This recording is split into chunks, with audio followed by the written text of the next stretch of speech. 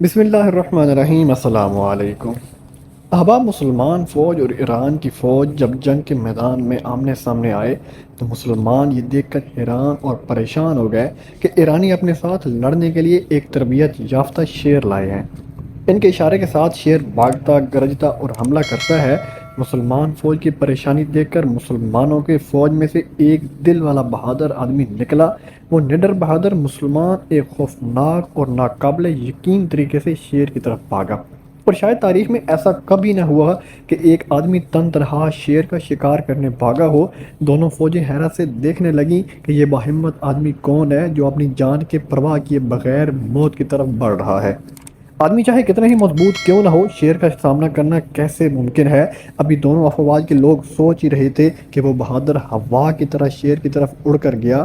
اس کے سینے میں کامل مسلمان کا ایمان اور ہمت تھی، جو اللہ کے سوا کسی سے نہیں ڈرتا، بلکہ اس کا عقیدہ تھا کہ شیر ہی اس سے ڈرے گا۔ پھر اس نے اپنے شکار شیر پر شیر کی طرح چھلانگ لگائی اور اس پر اپنی تلوار یا خنجر کے پے در پے وار کیے، یہاں تک کہ اس نے شیر کو خاک اور خون میں نہلا کر مار ڈالا۔ ایرانیوں کے دلوں میں خوف طاری ہو گیا کہ یہ کون لوگ ہیں، یہ کیسی مخلوق سے پالا پڑا ہے، وہ ان لوگوں سے کیسے لڑیں گے جو شیروں سے نہیں ڈرتے۔ اب دشمنوں کے ذہن پر یہی خوف سوار ہو گیا کہ بھلا شیر کو ایک تن تنہا آدمی کیسے مار سکتا ہے۔ چنانچہ جب جنگ شروع ہوئی تو خوفزدہ دشمن کو مسلمانوں نے جنگ کے شروع میں ہی بھگا دیا، اور جب دشمن میدان چھوڑ کر بھاگ گیا تب سعد بن ابی وقاص رضی اللہ تعالیٰ عنہ اس نوجوان کے پاس گئے اور ان کا ماتھا چوما۔